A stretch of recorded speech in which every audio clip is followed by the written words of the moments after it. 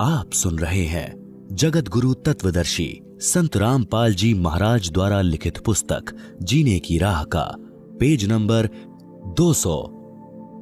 उदाहरण परमेश्वर कबीर जी का जोगजीत के रूप में काल ब्रह्म के साथ विवाद हुआ था। वह स्व संवेद बोध पृष्ठ 117 से 122 तक तथा अनुराग सागर 60 से 67 तक है। परमेश्वर कबीर जी अपने पुत्र जोगजीत के रूप में काल के प्रथम ब्रह्मांड में प्रकट हुए, जो 21वां ब्रह्मांड है, जहां पर तप्तशिला बनी है। काल ब्रह्म ने जोगजीत के साथ झगड़ा किया, फिर विवश होकर चरण पकड़कर क्षमा याचना की तथा प्रतिज्ञा करवाकर कुछ सुविधा मांगी। पहली, तीनों युगों यानी सतयुग, त्रेता युग, द्वापर युग में थोड़े जीव पार करना। दूसरा, जोर जबरदस्ती करके जीव मेरे लोक से न ले। तीसरा, आप अपना ज्ञान समझाना। जो आपके ज्ञान को माने वह आपका और जो मेरे ज्ञान को माने वह मेरा। चौथा, कलयुग में पहले मेरे दूत प्रकट होने चाहिए, पीछे आपका दूत जाए। पांचवा, त्रेता युग में समुद्र पर पुल बनवाना। उस समय मेरा पुत्र विष्णु रामचंद्र रूप में लंका के राजा रावण से युद्ध करेगा, समुद्र रास्ता नहीं देगा। छठा, द्वापर युग में बौद्ध शरीर त्याग कर जाऊंगा। राजा इंद्रदमन मेरे नाम से यानी जगन्नाथ नाम से समुद्र के किनारे मेरी आज्ञा से मंदिर बनवाना चाहेगा, उसको समुद्र बाधा करेगा। आप उस मंदिर की सुरक्षा करना। परमेश्वर ने सर्व मांगे स्वीकार कर ली और वचनबद्ध हो गए। तब काल ब्रह्म हंसा और कहा कि हे जोगजीत, आप जाओ संसार में। जिस समय कलयुग आएगा उस समय मैं अपने 12 दूत यानी नकली सद्गुरु संसार में भेजूंगा। जब कलयुग 5505 वर्ष पूरा होगा, तब तक मेरे दूत तेरे नाम से यानी कबीर जी के नाम से 12 कबीर पंथ चला दूंगा। कबीर जी ने जोगजीत रूप में काल ब्रह्म से कहा था कि कलयुग में मेरा नाम कबीर होगा और मैं कबीर नाम से पंथ चलाऊंगा। इसलिए काल ज्योति निरंजन ने कहा था कि आप कबीर नाम से एक पंथ चलाओगे तो मैं यानी काल कबीर नाम से 12 पंथ चलाऊंगा। सर्व मानव को भ्रमित करके अपने जाल में फांस कर रखूंगा। इनके अतिरिक्त और भी कई पंथ चलाऊंगा जो सतलोक सच्चखंड की बातें किया करेंगे तथा सत्य साधना उनके पास नहीं होगी, जिस कारण से वे सत्यलोक की आश में गलत नामों को जाप करके मेरे जाल में ही रह जाएंगे। काल ब्रह्म ने पूछा था कि आप किस समय कलयुग में अपना सत्य कबीर पंथ चलाओगे। कबीर जी ने कहा था कि जिस समय कलयुग 5505 यानी 5505 वर्ष बीत जाएगा, तब मैं अपना यथार्थ 13वां कबीर पंथ चलाऊंगा। काल ने कहा कि उस समय से पहले मैं पूरी पृथ्वी के ऊपर शास्त्र विधि त्याग कर, मनमाना आचरण करवाकर, शास्त्र विरुद्ध ज्ञान बताकर झूठे नाम तथा गलत साधना के अभ्यस्त कर दूंगा। जब तेरा 13वां अंश आकर सत्य कबीर पंथ चलाएगा, उसकी बात पर कोई विश्वास नहीं करेगा, उल्टे उसके साथ झगड़ा करेंगे। कबीर जी को पता था कि जब कलयुग के 5505 वर्ष पूरे होंगे यानी सन 1997 में, तब शिक्षा की क्रांति लाई जाएगी। सर्व मानव अक्षर ज्ञान युक्त किया जाएगा। उस समय मेरा दास सर्व धार्मिक ग्रंथों को ठीक से समझकर मानव समाज के रूबरू करेगा। सर्व प्रमाणों को आंखों देखकर शिक्षित मानव सत्य से परिचित होकर तुरंत मेरे 13वें पंथ में दीक्षा लेगा और पूरा विश्व मेरे द्वारा बताई भक्ति विधि तथा तत्व ज्ञान को हृदय से स्वीकार करके भक्ति करेगा। उस समय पुनः सतयुग जैसा वातावरण होगा। आपसी राग द्वेष, चोरी जारी, लूट ठगी कोई नहीं करेगा, कोई धन संग्रह नहीं करेगा। भक्ति को अधिक महत्व दिया जाएगा। जैसे उस समय उस व्यक्ति को महान माना जा रहा होगा जिसके पास अधिक धन होगा, बड़ा व्यवसाय होगा, बड़ी बड़ी कोठियां बना रखी होंगी, परंतु 13वें पंथ के प्रारंभ होने के पश्चात उन व्यक्तियों को मूर्ख माना जाएगा। और जो भक्ति करेंगे सामान्य मकान बनाकर रहेंगे, उनको महान, बड़े और सम्मानित व्यक्ति माना जाएगा। आप सुन रहे हैं जगत गुरु तत्वदर्शी संत रामपाल जी महाराज द्वारा लिखित पुस्तक जीने की राह का पेज नंबर 201।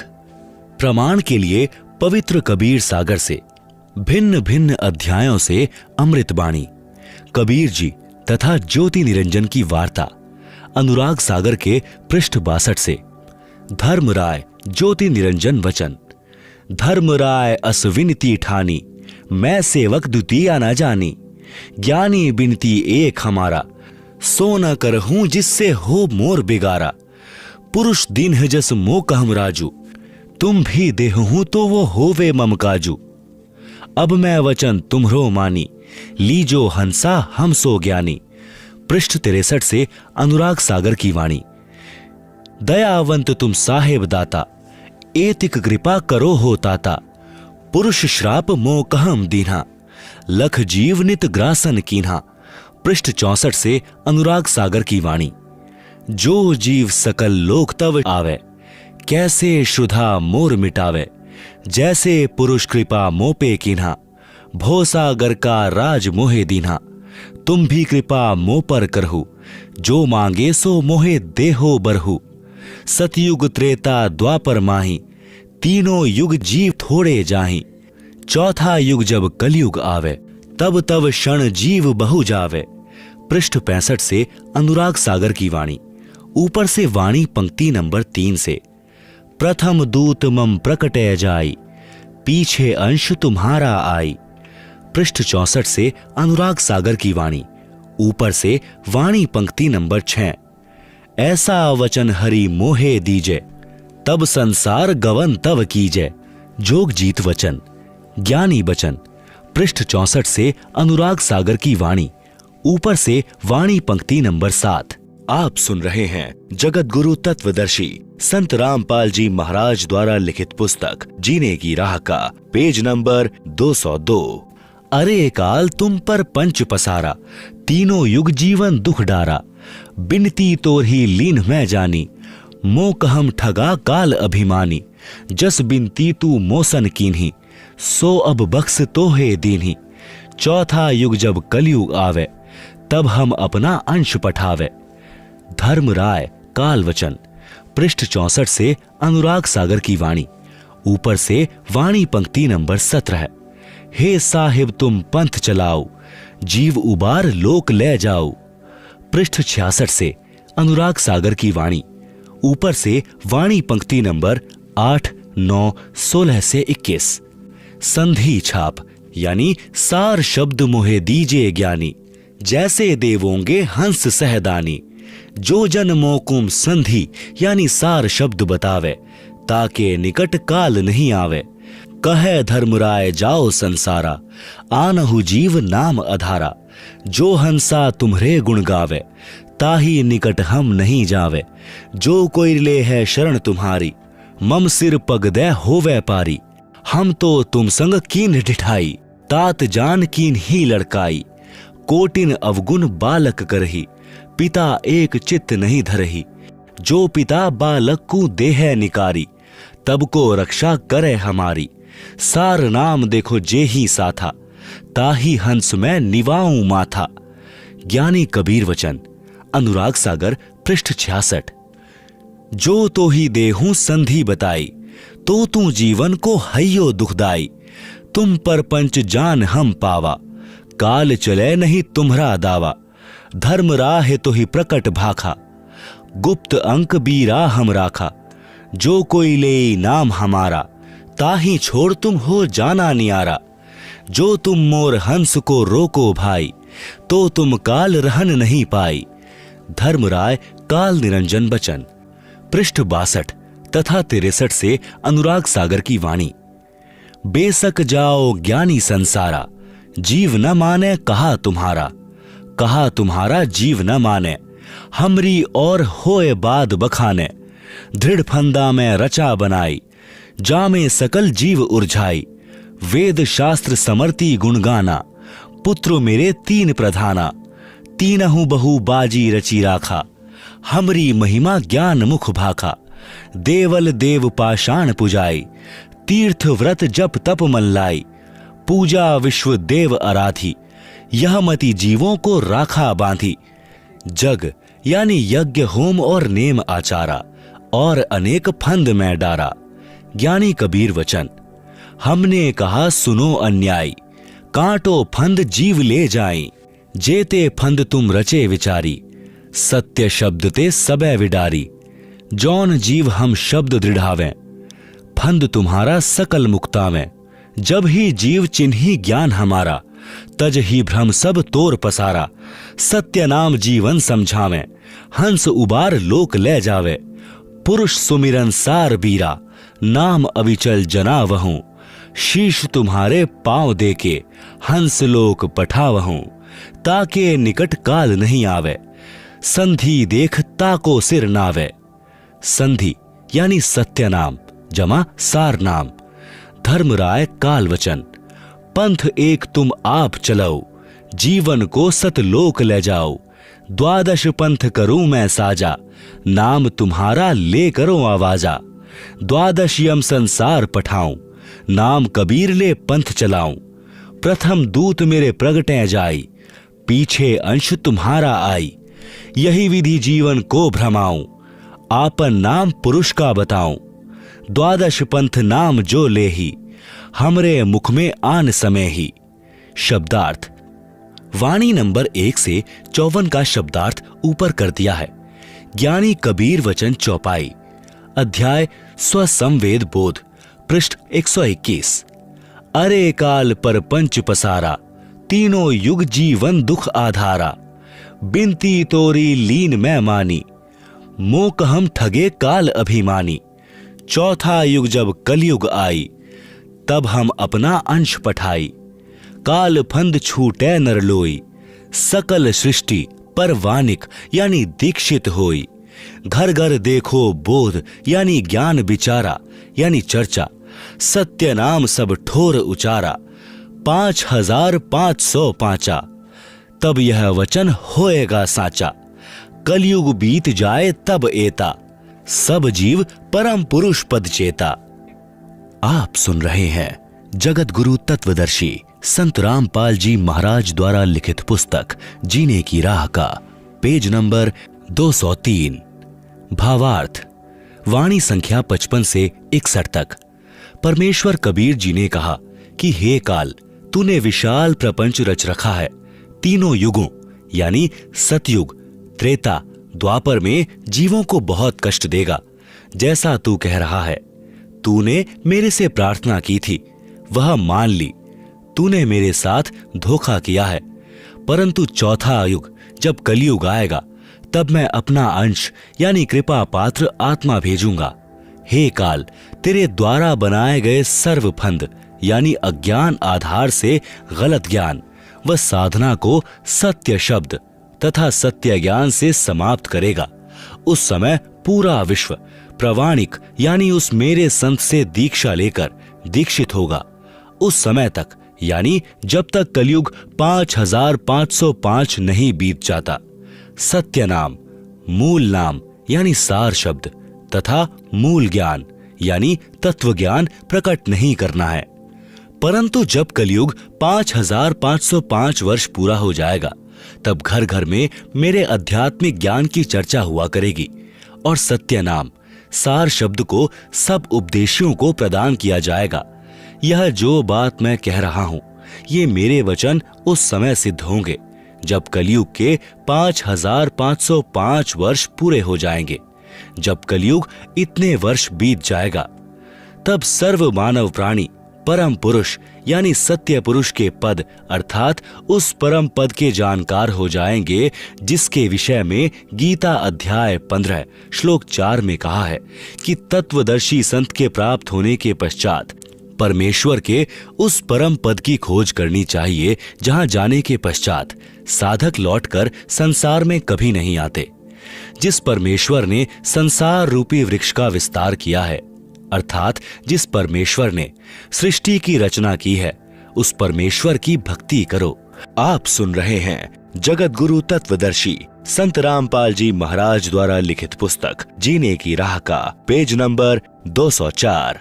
उपरोक्त वाणी का भावार्थ है कि उस समय उस परमेश्वर के पद यानी सत्यलोक के विषय में सबको पूर्ण ज्ञान होगा। स्वसंवेद बोध पृष्ठ 170।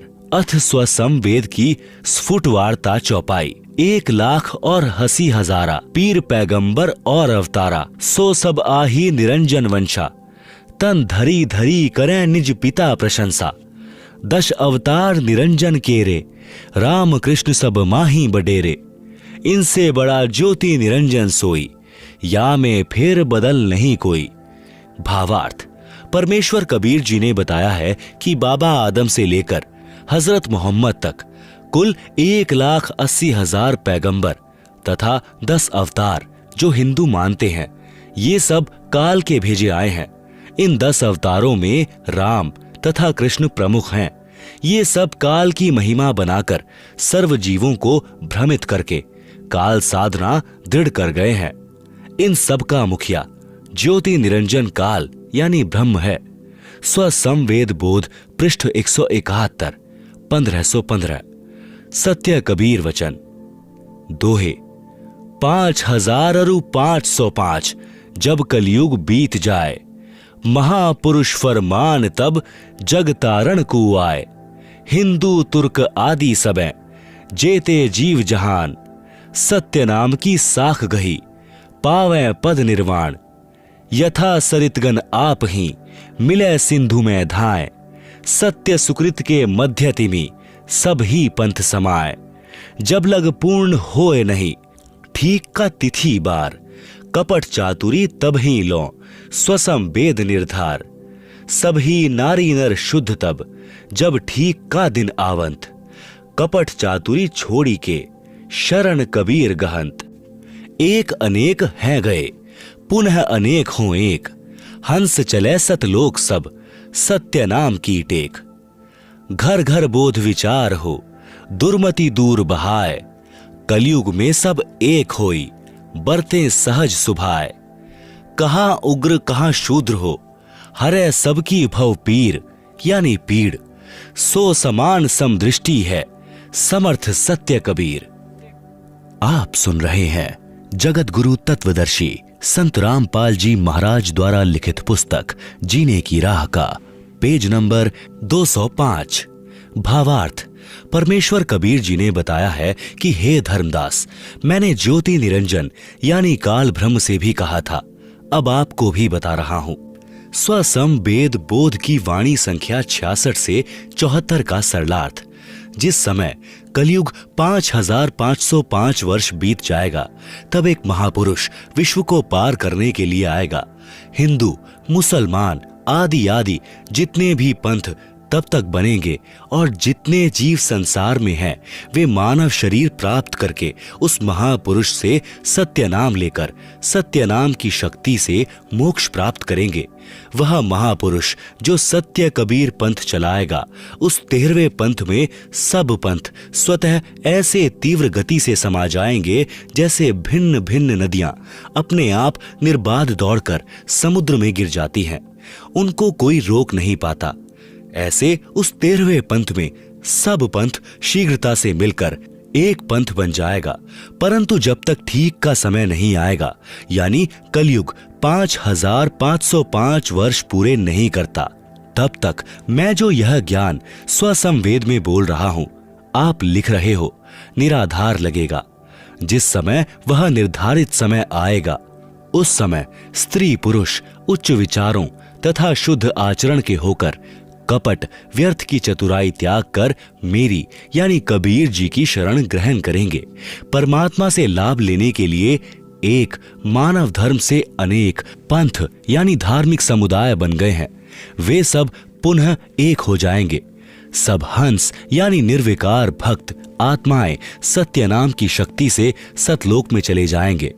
मेरे अध्यात्म ज्ञान की चर्चा घर घर में होगी, जिस कारण से सबकी दुर्मति समाप्त हो जाएगी।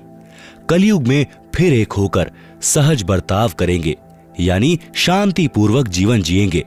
कहां उग्र अर्थात चाहे डाकू, लुटेरा, कसाई हो, चाहे शूद्र, अन्य बुराई करने वाला नीच होगा। परमात्मा सत्य भक्ति करने वालों की भव पीर यानी सांसारिक कष्ट हरेगा, यानी दूर करेगा। सत्य साधना से सबकी भव पीर यानी सांसारिक कष्ट समाप्त हो जाएंगे और उस 13वें पंथ का प्रवर्तक सबको समान दृष्टि से देखेगा, अर्थात ऊंच नीच में भेदभाव नहीं करेगा। वह समर्थ सत्य कबीर ही होगा। मम संत मुझे जान, मेरा ही स्वरूपम। प्रश्न, वह 13वां पंथ कौन सा है? उसका प्रवर्तक कौन है? उत्तर, वह 13वां पंथ यथार्थ सत कबीर पंथ है। उसके प्रवर्तक स्वयं कबीर परमेश्वर जी हैं।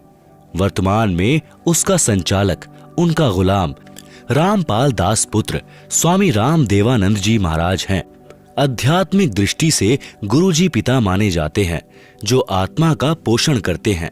प्रमाण, वैसे तो संत धर्मदास जी की वंश परंपरा वाले महंतों से जुड़े श्रद्धालुओं ने अज्ञानतावश 13वां पंथ और संचालक धर्मदास की बिंद यानी परिवार की धारा वालों को सिद्ध करने की कुचेष्टा की है, परंतु हाथी के वस्त्र को भैंसे पर डालकर कोई कहे कि देखो यह वस्त्र भैंसे का है, बुद्धिमान तो तुरंत समझ जाते हैं कि यह भैंसा का वस्त्र नहीं है, यह तो भैंसे से कई गुना लंबे चौड़े पशु का है, भले ही वे ये ना बता सकें कि यह हाथी का है। उदाहरण, पवित्र कबीर सागर के अध्याय कबीर चरित्र बोध के पृष्ठ 1834-1835 पर लिखा है। आप सुन रहे हैं जगत गुरु तत्वदर्शी संत रामपाल जी महाराज द्वारा लिखित पुस्तक जीने की राह का पेज नंबर 206। 13 गाड़ी कागजों को लिखना। एक समय दिल्ली के बादशाह ने कहा कि कबीर जी 13 गाड़ी कागजों को 2.5 दिन यानी 60 घंटे में लिख दे तो मैं उनको परमात्मा मान जाऊंगा।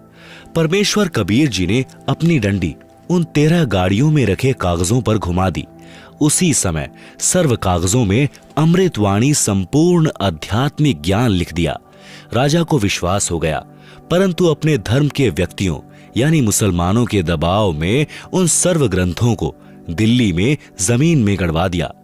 कबीर सागर के अध्याय कबीर चरित्र बोध ग्रंथ में पृष्ठ 1834-1835 पर गलत लिखा है कि जब मुक्तामणि साहब का समय आवेगा और उनका झंडा दिल्ली नगरी में गड़ेगा, तब वे समस्त पुस्तकें पृथ्वी से निकाली जाएंगी। सो मुक्तामणि अवतार धर्मदास के वंश की 13वीं पीढ़ी वाला होगा। विवेचन, ऊपर वाले लेख में मिलावट का प्रमाण इस प्रकार है कि वर्तमान में धर्मदास जी की वंश गद्दी दामाखेड़ा, जिला रायगढ़, प्रांत छत्तीसगढ़ में है। उस गद्दी पर 14वें वंश गुरु श्री प्रकाश मुनि नाम साहिब विराजमान हैं। 13वें वंश गुरु श्री उदित नाम साहिब थे, जो वर्तमान सन 2013 से 15 वर्ष पूर्व 1998 में शरीर त्याग गए थे। यदि 13वीं गद्दी वाले वंश गुरु के विषय में यह लिखा होता तो वे निकलवा लेते और दिल्ली झंडा गाड़ते।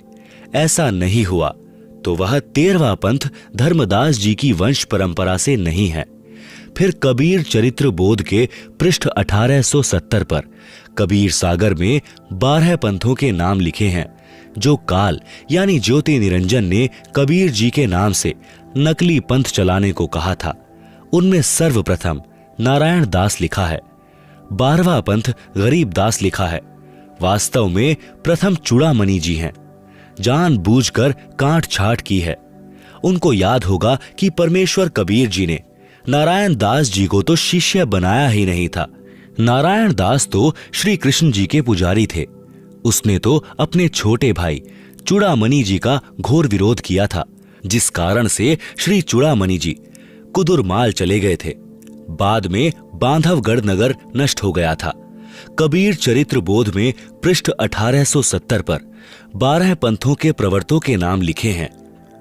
उनमें प्रथम गलत नाम लिखा है, शेष सही हैं। लिखा है, पहला नारायण दास जी का पंथ, दूसरा यागोदास यानी जागुदास जी का पंथ, तीसरा सूरत गोपाल पंथ, चौथा मूल निरंजन पंथ, पांचवा टकसारी पंथ, छठा भगवान दास जी का पंथ, सातवां सतनामी पंथ, आठवां कमालिये पंथ यानी कमाल जी का पंथ, नौवां राम कबीर पंथ, 10वां प्रेम धाम यानी परम धाम की वाणी पंथ, 11वां जीवादास पंथ, 12वां गरीब दास पंथ। फिर कबीर वाणी अध्याय के पृष्ठ 134 पर कबीर सागर में लिखा है कि वंश प्रकार, प्रथम वंश उत्तम, यह चूड़ामणि जी के विषय में कहा है। दूसरे वंश अहंकारी, यह यागो यानी जागूदास जी का है। तीसरे वंश प्रचंड, यह सूरत गोपाल जी का है। चौथे वंश बीरहे, यह मूल निरंजन पंथ है। पांचवें वंश निंद्रा, यह टकसारी पंथ है। छठे वंश उदास, यह भगवान दास जी का पंथ है। सातवें वंश ज्ञान चतुराई, यह सतनामी पंथ है। आठवें वंश द्वादश पंथ विरोध, यह कमाल जी का कमालीय पंथ है। नौवें वंश पंथ पूजा, यह राम कबीर पंथ है। 10वें वंश प्रकाश, यह परम धाम की वाणी पंच है। 11वें वंश प्रकट पसारा, यह जीवा पंथ है। 12वें वंश प्रकट होए उजियारा, यह संत गरीब दास जी, गांव छुड़ानी, जिला झज्जर, प्रांत हरियाणा वाला पंथ है, जिन्होंने परमेश्वर कबीर जी के मिलने के पश्चात उनकी महिमा को तथा यथार्थ ज्ञान को बोला, जिससे परमेश्वर कबीर जी की महिमा का कुछ प्रकाश हुआ। 13वें वंश मिटे सकल अंधियारा, यह यथार्थ कबीर पंथ है, जो सन 1994 से प्रारंभ हुआ है, जो मुझ दास यानी रामपाल दास द्वारा संचालित है। आप सुन रहे हैं जगत गुरु तत्वदर्शी संत रामपाल जी महाराज द्वारा लिखित पुस्तक जीने की राह का पेज नंबर 207। दामाखेड़ा वाले धर्मदास जी के वंश गद्दी वालों ने वास्तविक भेद छुपाने की कोशिश की तो है, परंतु सच्चाई को मिटा नहीं सके। कबीर सागर के अध्याय कबीर बानी के पृष्ठ 136 पर द्वादश पंथ चलो सो भेद, द्वादश पंथ काल फुरमाना, भूले जीव न जाए ठिकाना, ताते आगम कह हम राखा, वंश हमारा चूड़ामणि शाखा, प्रथम जग में जागू भ्रमावे, बिना भेद वह ग्रंथ चुरावे, दूसर सुरती गोपाल होई, अक्षर जो जोग दृढ़ावे सोई। विवेचन, यहां पर प्रथम जागूदास बताया है, जबकि वाणी स्पष्ट कर रही है कि वंश यानी प्रथम चूड़ामणि है, दूसरा जागूदास। यही प्रमाण कबीर चरित्र बोध पृष्ठ 1870 में है, दूसरा जागूदास है। अध्याय स्वसंवेद बोध के पृष्ठ 155 1499 पर भी दूसरा जागू लिखा है। यहां प्रथम लिख दिया, यहां पर प्रथम चूड़ामणि लिखना उचित है। तीसरा मूल निरंजन बानी, लोक वेद की निर्णय ठानी, यह चौथा लिखना चाहिए। चौथे पंथ टकसार भेद लो आवे, नीर पवन को संधि बतावे, यह पांचवा लिखना चाहिए। पांचवा पंथ बीज को लेखा, लोक प्रलोक कहे हम में देखा, यह भगवान दास का पंथ है, जो छठा लिखना चाहिए था। छठा पंथ सत्यनामी प्रकाशा, घट के माही मार्ग निवासा, यह सातवां पंथ लिखना चाहिए। सातवां जीव पंथ ले बोले बानी, भयो प्रतीत मर्म नहीं जानी, यह आठवां कमाल जी का पंथ है। आठवां राम कबीर कहावे, सतगुरु भ्रम ले जीव दृढ़ावे, वास्तव में यह नौवां पंथ है। नौ में ज्ञान की कला दिखावे, भई प्रतीत जीव सुख पावे, वास्तव में यह 11वां जीवा पंथ है, यहां पर 9वां गलत लिखा है।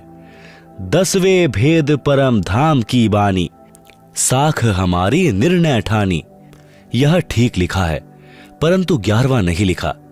यदि प्रथम चूड़ामणि जी को माने तो सही क्रम बनता है, वास्तव में प्रथम चूड़ामणि जी हैं। इसके पश्चात 12वें पंथ गरीबदास जी वाले पंथ का वर्णन प्रारंभ होता है। यह सांकेतिक है। संत गरीबदास जी का जन्म वे संवत 1774 में हुआ था। यहां गलती से 1775 लिखा है, यह प्रिंट में गलती है।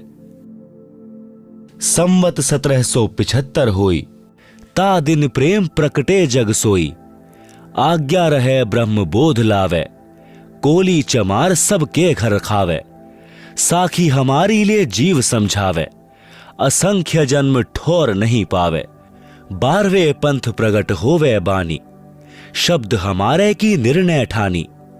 अस्थिर घर का मर्म नहीं पावे, ये 12 यानी 12 पंथ हमी को ध्यावे, यानी कबीर जी को ध्यावे। 12 पंथ हम ही यानी कबीर जी ही चली आवे। सब पंथ मिटा एक ही पंथ चलावे। प्रथम चरण कल जुग निर्याणा, यानी निर्वाण, तब मगहर मांडो मैदाना। आप सुन रहे हैं जगत गुरु तत्वदर्शी संत रामपाल जी महाराज द्वारा लिखित पुस्तक जीने की राह का पेज नंबर 208। भावार्थ, यहां पर 12वां पंथ संत गरीबदास जी वाला स्पष्ट है, क्योंकि संत गरीबदास जी को परमेश्वर कबीर जी मिले थे और उनका ज्ञान योग खोल दिया था। तब संत गरीबदास जी ने परमेश्वर कबीर जी की महिमा की वाणी बोली, जो ग्रंथ रूप में वर्तमान में प्रिंट करवा लिया गया है। विचार करना है, संत गरीबदास जी के पंथ तक 12 पंथ चल चुके हैं। यह भी लिखा है कि भले ही संत गरीबदास जी ने मेरी महिमा की साखी शब्द चौपाई लिखी है, परंतु वे 12वें पंथ के अनुयायी अपनी अपनी बुद्धि से वाणी का अर्थ करेंगे। परंतु ठीक से न समझकर संत गरीबदास जी तक वाले पंथ के अनुयायी यानी 12 पंथों वाले मेरी वाणी को ठीक से नहीं समझ पाएंगे, जिस कारण से असंख्य जन्मों तक सतलोक वाला अमरधाम ठिकाना प्राप्त नहीं कर पाएंगे। ये 12 पंथ वाले कबीर जी के नाम से पंथ चलाएंगे और मेरे नाम से महिमा प्राप्त करेंगे, परंतु ये 12 के 12 पंथों वाले अनुयायी अस्थिर यानी स्थायी घर सत्यलोक को प्राप्त नहीं कर सकेंगे। फिर कहा है कि आगे चलकर 12वें पंथ यानी संत गरीबदास जी वाले पंथ में हम यानी स्वयं कबीर जी ही चलकर आएंगे। तब सर्व पंथों को मिटाकर एक पंथ चलाऊंगा। कलयुग का वह प्रथम चरण होगा, जिस समय मैं यानी कबीर जी संवत 1575 ईस्वी सन 1518 को मगहर नगर यानी उत्तर प्रदेश से निर्वाण प्राप्त करूंगा, यानी कोई लीला करके सतलोक जाऊंगा। आप सुन रहे हैं जगत गुरु तत्वदर्शी संत रामपाल जी महाराज द्वारा लिखित पुस्तक जीने की राह का पेज नंबर 209। परमेश्वर कबीर जी ने कलयुग को 3 चरणों में बांटा है। प्रथम चरण तो वह जिसमें परमेश्वर लीला करके जा चुके हैं। बिचली पीढ़ी वह है जब कलयुग 5505 वर्ष बीत जाएगा। अंतिम चरण में सब कृतघ्न हो जाएंगे, कोई भक्ति नहीं करेगा। मुझदास यानी रामपाल दास का निकास संत गरीबदास वाले 12वें पंथ से हुआ है। वह 13वां पंथ अब चल रहा है, परमेश्वर कबीर जी ने चलवाया है। गुरु महाराज स्वामी राम देवानंद जी का आशीर्वाद है। यह सफल होगा और पूरा विश्व परमेश्वर कबीर जी की भक्ति करेगा। संत गरीबदास जी को परमेश्वर कबीर जी सतगुरु रूप में मिले थे। परमात्मा तो कबीर हैं ही, वे अपना ज्ञान बताने स्वयं पृथ्वी पर तथा अन्य लोकों में प्रकट होते हैं। संत गरीबदास जी ने असुर निकंदन रमैणी में कहा है कि सतगुरु दिल्ली मंडल आयसी, सूती धरती सूम जगायसी। दिल्ली के तख्त छत्र फेर भी फिरायसी, 64 योगिनी मंगल गायसी। संत गरीबदास जी के सतगुरु परमेश्वर कबीर बंदी छोड़ जी थे। परमेश्वर कबीर जी ने कबीर सागर अध्याय कबीर बानी पृष्ठ 136 तथा 137 पर कहा है कि 12वां पंथ संत गरीबदास जी द्वारा चलाया जाएगा। संवत 1775 होई, जा दिन प्रेम प्रकटै जग सोई। साखी हमारी लिए जीव समझावे, असंख्यो जन्म ठौर नहीं पावे। 12वें पंथ प्रगट हो बानी, शब्द हमारे की निर्णय ठानी। अस्थिर घर का मर्म न पावे, ये 12 यानी 12 पंथ हम ही को ध्यावे। 12वें पंथ हम ही चली आवें, सब पंथ मिटा एक पंथ चलावें। भावार्थ, परमेश्वर कबीर जी ने स्पष्ट कर दिया है कि 12वें पंथ तक के अनुयायी मेरी महिमा की साखी जो मैंने यानी परमेश्वर कबीर जी ने स्वयं कही है, जो कबीर सागर, कबीर साखी, कबीर बीजक, कबीर शब्दावली आदि आदि ग्रंथों में लिखी है, उनको तथा जो मेरी कृपा से गरीबदास जी द्वारा कही गई वाणी के गूढ़ रहस्यों को ठीक से न समझकर स्वयं गलत निर्णय करके अपने अनुयायियों को समझाया करेंगे, परंतु सत्य से परिचित न होकर असंख्यों जन्म स्थायी घर अर्थात सनातन परम धाम यानी सत्यलोक को प्राप्त नहीं कर सकेंगे।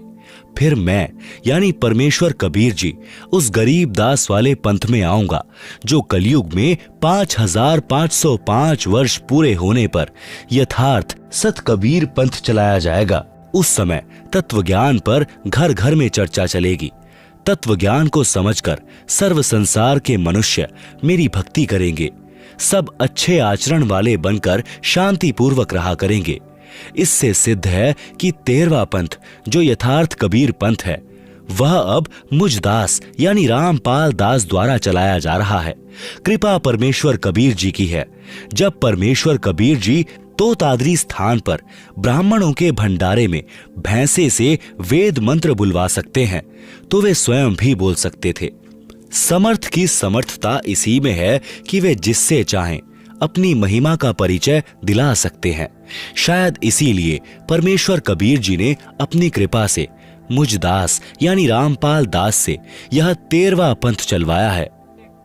आप सुन रहे हैं जगत गुरु तत्वदर्शी संत रामपाल जी महाराज द्वारा लिखित पुस्तक जीने की राह का पेज नंबर 210। कलयुग वर्तमान में कितना बीत चुका है। हिंदू धर्म में आदि शंकराचार्य जी का विशेष स्थान है। दूसरे शब्दों में कहें तो हिंदू धर्म के संरक्षक तथा संजीवन दाता भी आदि शंकराचार्य हैं। उनके पश्चात जो प्रचार उनके शिष्यों ने किया उसके परिणाम स्वरूप हिंदू देवताओं की पूजा की क्रांति सी आई है। उनके इष्ट देव श्री शंकर भगवान हैं। उनकी पूज्य देवी पार्वती जी हैं। इसके साथ श्री विष्णु जी तथा अन्य देवताओं के वे पुजारी हैं। विशेषकर पंचदेव पूजा का विधान है।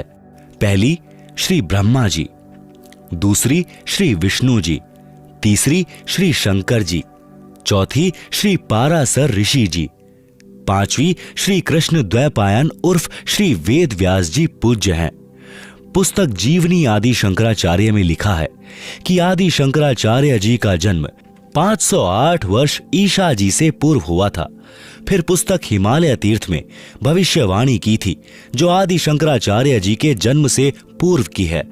कहा है कि आदि शंकराचार्य जी का जन्म कलयुग के 3000 वर्ष बीत जाने के पश्चात होगा। अब गणित की रीति से जांच करके देखते हैं वर्तमान में यानी 2012 में कलयुग कितना बीत चुका है। आदि शंकराचार्य जी का जन्म ईशा जी के जन्म से 508 वर्ष पूर्व हुआ। ईशा जी के जन्म को हो गए 2012 वर्ष। शंकराचार्य जी को कितने वर्ष हो गए? 2012 जमा 508 यानी 2520 वर्ष। ऊपर से हिसाब लगाएं तो शंकराचार्य जी का जन्म हुआ कलयुग 3000 वर्ष बीत जाने पर। कुल वर्ष 2012 में कलयुग कितना बीत चुका है? 3000 जमा 2520 यानी 5520 वर्ष। अब देखते हैं कि 5505 वर्ष कलयुग कौन से सन में पूरा होता है। 5520 घटा 5505 यानी 15 वर्ष 2012 से पहले। 2012 घटा 15 यानी 1997 ईस्वी को कलयुग 5505 वर्ष पूरा हो जाता है। संवत के हिसाब से स्वदेशी वर्ष फाल्गुन महीने यानी फरवरी मार्च में पूरा हो जाता है। जो संतजन मानते हैं कि श्रीमद् भगवत गीता 5151 वर्ष पूर्व कही गई थी वह गलत है। आप सुन रहे हैं जगत गुरु तत्वदर्शी संत रामपाल जी महाराज द्वारा लिखित पुस्तक जीने की राह का पेज नंबर 211 है। गुरु बिन मोक्ष नहीं। प्रश्न, क्या गुरु के बिना भक्ति नहीं कर सकते? उत्तर, भक्ति कर सकते हैं परंतु व्यर्थ प्रयत्न रहेगा। प्रश्न, कारण बताएं। परमात्मा का विधान है जो सूक्ष्म वेद में कहा है, गुरु बिन माला फेरते, गुरु बिन देते दान। गुरु बिन दोनों निष्फल हैं, पूछो वेद पुराण। रामकृष्ण से कौन बड़ा, उन्हों भी गुरु कीन्ह। तीन लोक के वेधनी, गुरु आगे आधीन। रामकृष्ण बड़े तिन्हु पुर राजा, तिन गुरु बंद कीन्ह निज काजा। भावार्थ, गुरु धारण किए बिना यदि नाम जाप की माला फिराते हैं और दान देते हैं, वे दोनों व्यर्थ हैं। यदि आप जी को संदेह हो तो अपने वेदों तथा पुराणों में प्रमाण देखें। श्रीमद् भगवद गीता चारों वेदों का सारांश है। गीता अध्याय 2 श्लोक 7 में अर्जुन ने कहा कि हे श्री कृष्ण, मैं आपका शिष्य हूं, आपकी शरण में हूं। गीता अध्याय 4 श्लोक 3 में श्री कृष्ण जी में प्रवेश करके काल ब्रह्म ने अर्जुन से कहा कि तू मेरा भक्त है। पुराणों में प्रमाण है कि श्री रामचंद्र जी ने ऋषि वशिष्ठ जी से नाम दीक्षा ली थी और अपने घर व राजकाज में गुरु वशिष्ठ जी की आज्ञा लेकर कार्य करते थे। श्री कृष्ण जी ने ऋषि संदीपनी जी से अक्षर ज्ञान प्राप्त किया तथा श्री कृष्ण जी के आध्यात्मिक गुरु श्री दुर्वासा ऋषि जी थे। कबीर परमेश्वर जी हमें समझाना चाहते हैं कि आप जी श्री राम तथा श्री कृष्ण जी से तो किसी को बड़ा अर्थात समर्थ नहीं मानते हो। वे तीन लोक के मालिक थे। उन्होंने भी गुरु बनाकर अपनी भक्ति की, मानव जीवन सार्थक किया। इससे सहज में ज्ञान हो जाना चाहिए कि अन्य व्यक्ति यदि गुरु के बिना भक्ति करता है तो कितना सही है, अर्थात व्यर्थ है। गुरु के बिना देखा देखी कही सुनी भक्ति को लोक वेद के अनुसार भक्ति कहते हैं। लोक वेद का अर्थ है किसी क्षेत्र में प्रचलित भक्ति का ज्ञान जो तत्व ज्ञान के विपरीत होता है। लोक वेद के आधार से यह दास यानी संत रामपाल दास श्री हनुमान जी, बाबा श्याम जी, श्री राम, श्री कृष्ण, श्री शिव जी तथा देवी देवताओं की भक्ति करता था। हनुमान जी की भक्ति में मंगलवार का व्रत, बूंदी का प्रसाद बांटना, स्वयं देशी घी का गिच चूरमा खाता था। बाबा हनुमान को डालडा वनस्पति घी से बनी बूंदी का भोग लगाता था। हरे राम हरे कृष्ण, कृष्ण कृष्ण हरे हरे का मंत्र जाप करता था। किसी ने बता दिया कि ओम नाम सबसे बड़ा, इससे बड़ा न कोई। ओम नाम का जाप करे तो शुद्ध आत्मा होए। आप सुन रहे हैं जगत गुरु तत्वदर्शी संत रामपाल जी महाराज द्वारा लिखित पुस्तक जीने की राह का पेज नंबर 212 है। इस कारण से ओम नाम का जाप शुरू कर दिया। ओम नमो शिवाय यह शिव का मंत्र जाप करता था। ओम भगवते वासुदेवाय नमः यह विष्णु जी का जाप करता था। तीर्थों पर जाना, दान करना, वहां स्नान करना, यह भी लोक वेद के आधार से करने जाता था। जैसे घर में सुख होते थे तो मैं मानता था कि ये सब मेरी उपरोक्त भक्ति के कारण हो रहे हैं। जैसे कक्षा में पास होना, विवाह होना, पुत्र तथा पुत्रियों का जन्म होना, नौकरी लगना, ये सर्व सुख उपरोक्त साधना से ही मानता था। कबीर परमेश्वर जी ने सूक्ष्म वेद में कहा है, पीछे लाग गया जाऊं था मैं लोक वेद के साथ, रास्ते में सतगुरु मिले दीपक दीन्हा हाथ। भावार्थ है कि साधक लोक वेद अर्थात दंत कथा के आधार से भक्ति कर रहा था। उस शास्त्र विरुद्ध साधना के मार्ग पर चल रहा था। रास्ते में अर्थात भक्ति मार्ग में एक दिन तत्वदर्शी संत मिल गए। उन्होंने शास्त्र विधि अनुसार शास्त्र प्रमाणित साधना रूपी दीपक दे दिया, अर्थात सत्य शास्त्रानुकूल साधना का ज्ञान कराया तो जीवन नष्ट होने से बच गया। सद्गुरु द्वारा बताए तत्व ज्ञान की रोशनी में पता चला कि मैं गलत भक्ति कर रहा था। श्रीमद् भगवद गीता अध्याय 16 श्लोक 23-24 में कहा है कि शास्त्र विधि को त्याग कर जो साधक मनमाना आचरण करते हैं उनको न तो सुख होता है, न सिद्धि प्राप्त होती है और न ही गति अर्थात मोक्ष की प्राप्ति होती है, अर्थात व्यर्थ साधना है।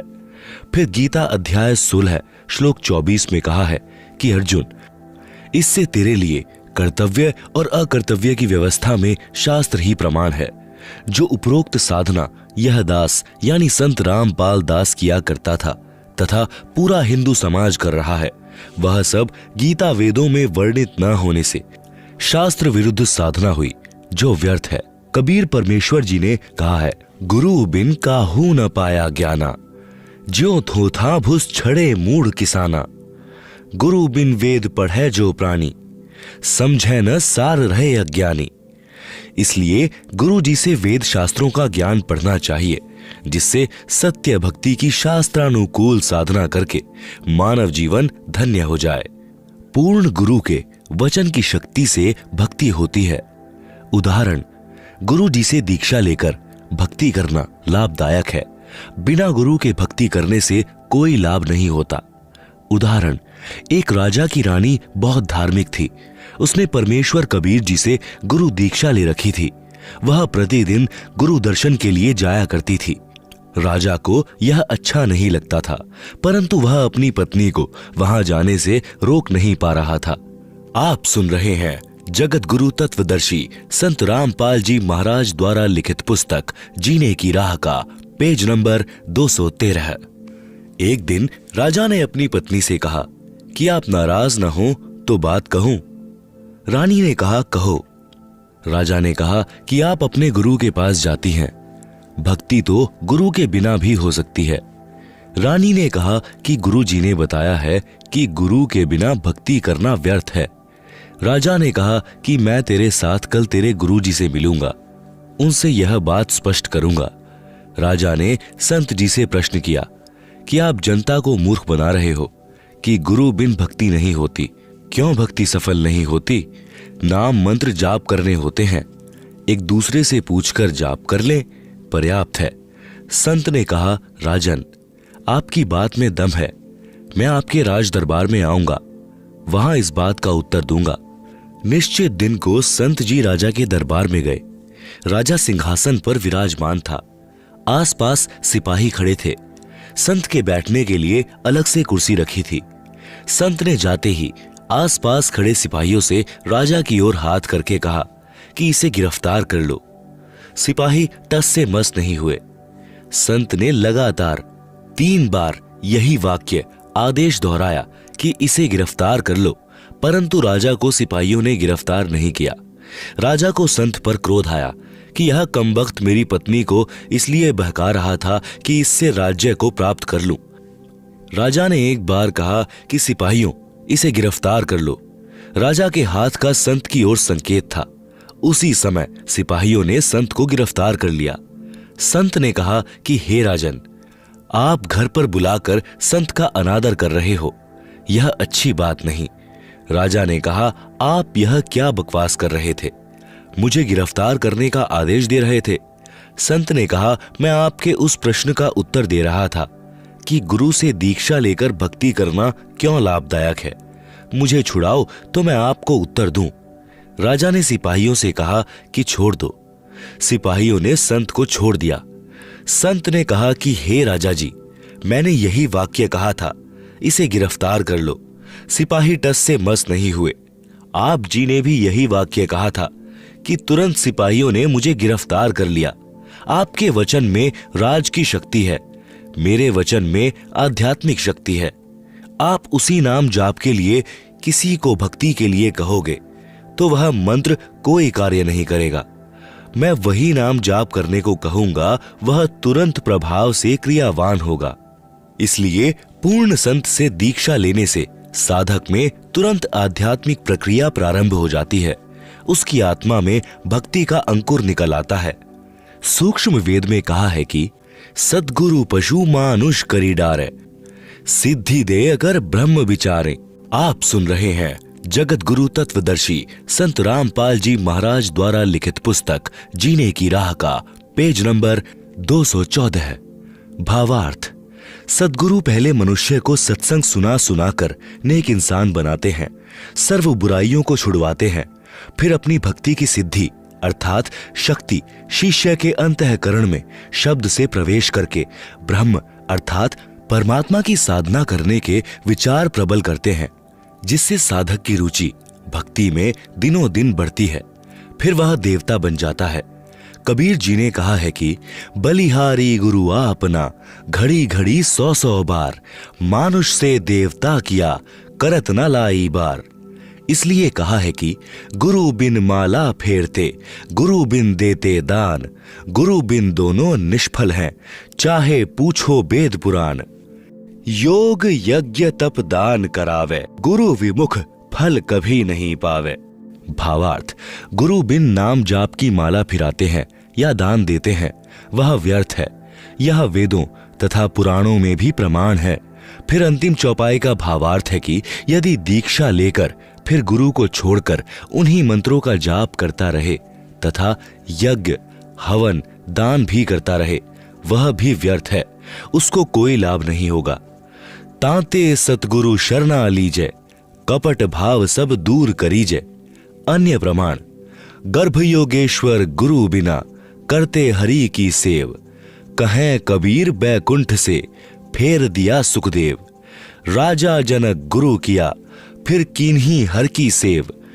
कहें कबीर बैकुंठ में, चले गए सुखदेव। भावार्थ, ऋषि वेद व्यास जी के पुत्र सुखदेव जी अपने पूर्व जन्म की भक्ति की शक्ति से उड़कर स्वर्ग में चले जाते थे। एक दिन वे श्री विष्णु जी के लोक में बने स्वर्ग में प्रवेश करने लगे। वहां के कर्मचारियों ने ऋषि सुखदेव जी से स्वर्ग द्वार पर पूछा कि ऋषि जी अपने पूज्य गुरु जी का नाम बताओ। सुखदेव जी ने कहा कि गुरु की क्या आवश्यकता है, अन्य गुरु धारण करके यहाँ आए हैं। मेरे में स्वयं इतनी शक्ति है कि मैं बिना गुरु के आ गया हूँ। द्वारपालों ने बताया, ऋषि जी यह आपकी पूर्व जन्म में संग्रह की हुई भक्ति की शक्ति है। यदि फिर से गुरु धारण करके भक्ति नहीं करोगे तो पूर्व की भक्ति कुछ दिन ही चलेगी, आपका मानव जीवन नष्ट हो जाएगा। उदाहरण के लिए वर्तमान में इन्वर्टर की बैटरी को चार्जर लगाकर चार्ज कर रखा है। यदि चार्जर हटा दिया जाए तो भी इन्वर्टर अपना कार्य करता रहेगा, क्योंकि उसमें ऊर्जा संग्रह हो चुकी है। कुछ समय पश्चात वह सर्व कार्य करना छोड़ देता है। न ट्यूब जलेंगी न पंखा चलेगा। उसको फिर से चार्ज करना अनिवार्य है। उसके लिए चार्जर चाहिए। चार्जर गुरु जानो, बिजली परमेश्वर जानो। आप सुन रहे हैं जगत गुरु तत्वदर्शी संत रामपाल जी महाराज द्वारा लिखित पुस्तक जीने की राह का पेज नंबर 215 है। ऋषि सुखदेव में अपनी सिद्धि का अभिमान था, वह नहीं माना। बात भगवान विष्णु जी तक पहुंच गई। श्री विष्णु जी ने भी यह बात कही कि ऋषि जी पहले आप गुरु बनाओ, फिर यहां आओ। सुखदेव जी ने कहा, भगवान पृथ्वी लोक पर मेरे समान कोई नहीं है, न कोई ढंग का गुरु है। कृपा आप ही बताएं कि मैं किसको गुरु बनाऊं। श्री विष्णु जी ने बताया कि आप राजा जनक को गुरु बनाओ। यह कहकर श्री विष्णु जी अपने महल में चले गए। सुखदेव ऋषि वापस पृथ्वी पर आए। राजा जनक से दीक्षा लेकर उनके बताए भक्ति मंत्रों का जाप किया। तब ऋषि सुखदेव जी को स्वर्ग में रहने दिया। इसलिए गुरु बनाकर भक्ति करने से ही सफलता संभव है। बिना गुरु भक्ति दान आदि आदि करना व्यर्थ है। गुरु पूरा हो, झूठे गुरु से कोई लाभ नहीं होता। प्रश्न, पूरे गुरु की क्या पहचान है?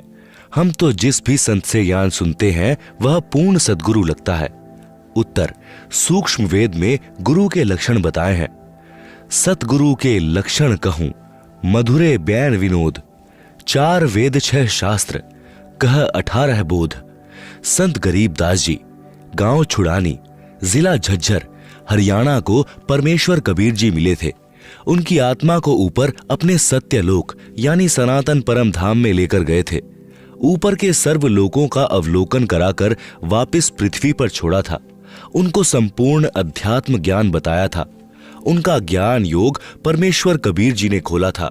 उसके आधार से संत गरीब दास जी ने गुरु की पहचान बताई है कि जो सच्चा गुरु अर्थात सतगुरु होगा वह ऐसा ज्ञान बताता है कि उसके वचन आत्मा को आनंदित कर देते हैं, बहुत मधुर लगते हैं, क्योंकि वे सत्य पर आधारित होते हैं। कारण है कि सतगुरु 4 वेदों तथा सर्वशास्त्रों का ज्ञान विस्तार से कहता है। यही प्रमाण परमेश्वर कबीर जी ने सूक्ष्म वेद में कबीर सागर के अध्याय जीव धर्म बोध में पृष्ठ 1960 पर दिया है। गुरु के लक्षण 4 बखाना।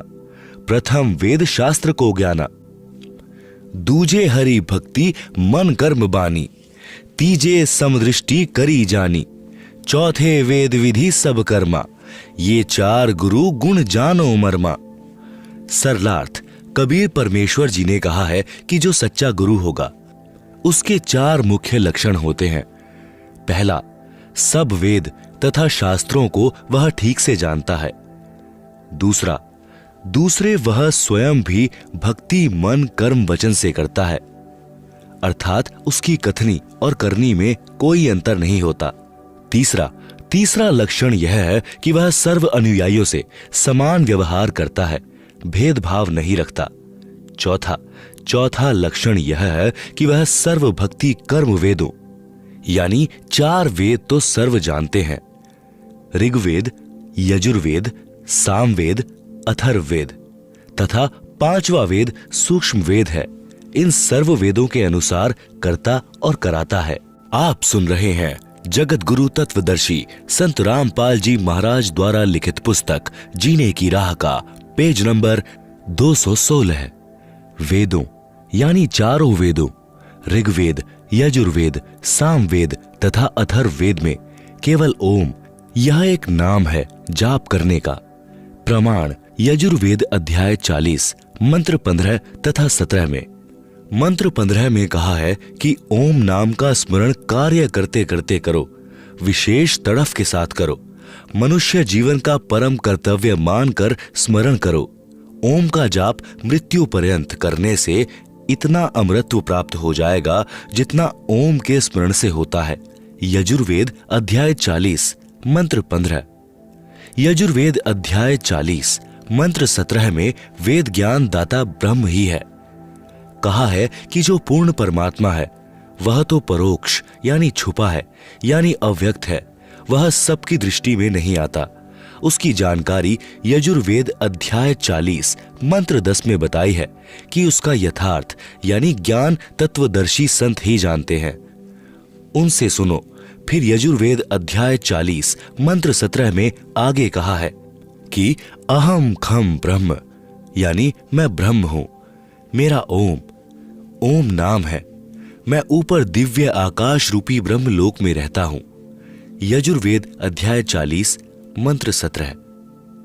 यही प्रमाण श्री देवी महापुराण यानी गीता प्रेस गोरखपुर से प्रकाशित सचित्र मोटा टाइप केवल हिंदी के 7वें स्कंद में पृष्ठ 562-563 पर श्री देवी जी ने राजा हिमालय को बताया है कि राजन, आप यदि आत्म कल्याण चाहते हो तो मेरी भक्ति सहित सर्व बातों को छोड़ दो, केवल एक ओम नाम का जाप करो, ब्रह्म प्राप्ति का उद्देश्य रखो, इससे आप ब्रह्म को प्राप्त हो जाओगे। वह ब्रह्मलोक रूपी दिव्य आकाश में रहता है। इससे स्पष्ट हुआ कि वेदों में केवल एक ओम नाम ही जाप का है। श्रीमद् भगवद गीता जो वेदों का सारांश है, उसमें अध्याय 8 श्लोक 13 में कहा है, ओम इति एकाक्षरम ब्रह्म व्याहरण माम अनुस्मरण यह प्रयाति त्यजन देहम सह याति परमाम गतिम। अनुवाद, गीता ज्ञान दाता ब्रह्म ने कहा है कि मुझ ब्रह्म का केवल ओम यानी ओम यह एक अक्षर है, इसका उच्चारण स्मरण करता हुआ जो साधक शरीर त्याग कर जाता है वह मृत्यु उपरांत ओम नाम के स्मरण से मिलने वाली परम गति अर्थात ब्रह्मलोक को प्राप्त होता है। श्रीमद् भगवद गीता तथा वेदों में इसके अतिरिक्त अर्थात ओम यानी ओम के अतिरिक्त कोई नाम ब्रह्म साधना का नहीं है। प्रमाणित हुआ कि ओम यानी ओम नाम का जाप शास्त्र प्रमाणित है। गीता ज्ञान दाता ने स्पष्ट किया है कि अर्जुन, तेरे और मेरे बहुत जन्म हो चुके हैं, आगे भी होंगे। मेरी उत्पत्ति को ऋषि तथा देवतागण नहीं जानते। गीता अध्याय 2 श्लोक 12, गीता अध्याय 4 श्लोक 5, गीता अध्याय 10 श्लोक 2। इससे सिद्ध हुआ कि गीता ज्ञान दाता ब्रह्म नाशवान है तथा जन्मता मरता है। इसके पुजारी भी जन्म मरण के चक्र में ही रहेंगे। इसलिए गीता अध्याय 8 श्लोक 16 में कहा है कि ब्रह्मलोक में गए साधक भी पुनर्जन्म में रहते हैं। इसलिए गीता ज्ञान दाता ने गीता अध्याय 18 श्लोक 62 में कहा है कि हे भारत, तू सर्वभाव से उस परमेश्वर की शरण में जा। उस परमेश्वर की कृपा से ही तू परम शांति तथा सनातन परम धाम अर्थात सत्यलोक को प्राप्त होगा।